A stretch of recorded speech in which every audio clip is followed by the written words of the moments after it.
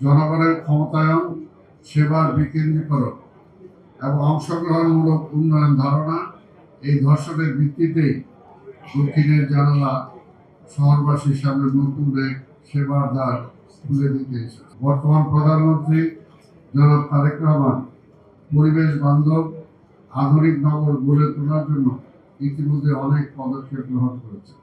সবার আগে বাংলাদেশকে প্রাধান্য দিয়ে জনগণকে একটি সমৃদ্ধ বাংলাদেশ উপহার দিতে চান। একটি আধুনিক, মানবিক এবং টেকসই বাংলাদেশ গঠনের লক্ষ্যে কাজ করে যাচ্ছেন তিনি।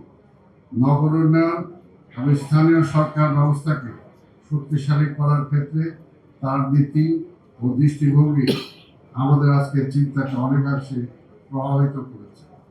জনগণের ক্ষমতায়ন, সেবার বিকেন্দ্রীকরণ এবং অংশগ্রহণমূলক উন্নয়ন ধারণা এই ধর্ষণের ভিত্তিতেই দক্ষিণের জানালা শহরবাসীর সামনে নতুন এক সেবার দ্বার খুলে দিতে এসেছে। ভুলে গেলে চলবে না, নাগরিক উন্নয়ন প্রক্রিয়ায় রাজনৈতিক নেতৃত্ব, প্রশাসন ও জনগণের সম্মিলিত প্রচেষ্টাই সবচেয়ে গুরুত্বপূর্ণ শক্তি।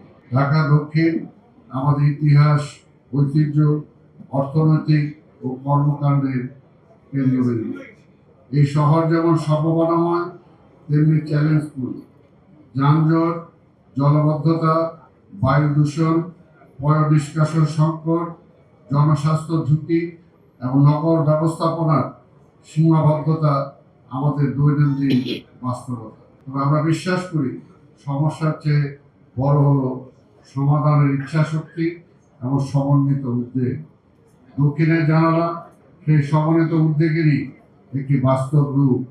এখানে নাগরিক, বিশেষজ্ঞ, গবেষক, নীতি নির্ধারকরা একসঙ্গে বসে সমস্যা চিহ্নিত করবেন, বিশ্লেষণ করবেন এবং তথ্যভিত্তিক সমাধান প্রস্তাব তৈরি করবেন। ভিত্তিক seminar, town hall meeting, digital platform এবং নাগরিক কমিটির মাধ্যমে আমরা একটি দীর্ঘমেয়াদী উন্নয়ন রোডম্যাপ গড়ে তুলতে চাই।